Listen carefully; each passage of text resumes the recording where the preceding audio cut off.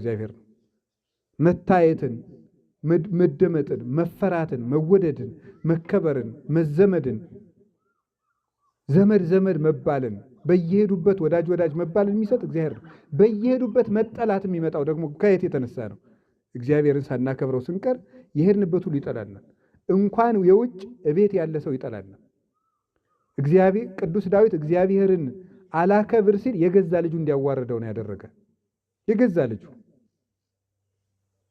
እግዚአብሔርን ባከበረበት ጊዜ ግን ጠጠር ይዞ ይፈራ ነበረ።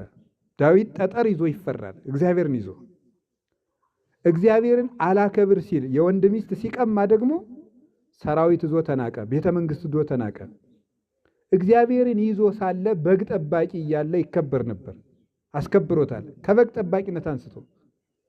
እግዚአብሔርን አላከብር ሲል ደግሞ ዙፋን ይዞ ዘውድ ደፍቶ ተዋረደ።